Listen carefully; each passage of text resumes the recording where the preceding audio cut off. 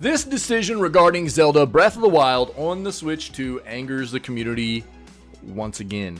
The Japanese company has confirmed that the expansion pass will have to be purchased separately.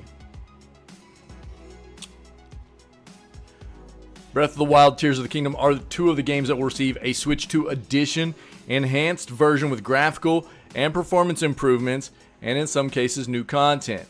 During the Direct, it was not too clear whether or not the first video game would include the expansions and extra content, but Nintendo has clarified this in a statement to IGN. And no, it's not good news. It won't include the DLC expansion pack. The company said the DLC will be available as a separate purchase. In other words, anyone who does not own a copy of The Legend of Zelda Breath of the Wild on Switch and wants to buy the edition for the new console will have to pay $70 for the game, but also an additional $20 to get the full package. We kind of knew this already. This, of course, has once again inflamed the community, which has already been very unhappy with the other decisions made by those in Kyoto, especially regarding their pricing policy. The expansion pass includes 3 treasure chests and the DLCs, the Master Trials, and the Champion's Ballad. Quite gross. Quite gross. I mean, again, I am very much of the sentiment that, and anybody that's been around here for very long knows how I feel about this, whether it be from Nintendo or it be from PlayStation, who is also guilty of this on a very, very constant pace. They do this with many of their games.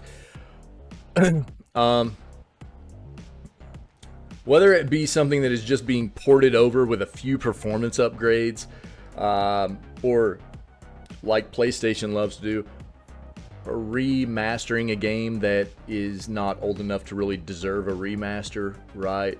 It's really just porting games from your previous generation of console to your new one, and then trying to act like you did enough to charge people for extra, you know, like The Last of Us Part 2, or these Breath of the Wild upgrades, Tears of the Kingdom upgrades, stuff like that. Really, what should be happening here is that anybody that supported these products in the first place should be getting the upgrades for free. Anybody that already owns these products should be getting the upgrades for free. And what happens is these products moving forward can only be bought as the new upgraded Switch 2 versions, which include the downgraded Switch 1 version. So whether you want to play it on the Switch 2 or the Switch 1, it doesn't matter, right? But instead of charging your consumer base and your fan base that has already supported this product, made it incredibly successful, and helped your company be incredibly successful, instead of trying to scam them and charge them more money, it should have been a thank you for helping you get to where you're at by providing them the upgrade for free, since they already own the game and have already bought the game, you know. But instead, this is the way Nintendo treats their fan base, and this is the way PlayStation treats their fan base. And again, I'm not talking about a legit warranted remaster or a remake that deserves to have money paid for it, okay? But in large part, what's going on here is just a scamaz. And it feels terrible to do this to us as video game enthusiasts, game players, and consumers who have supported these products in the past. When you're talking about a console that is having this seamless transition into its next generation from Switch 1 to Switch 2, yeah,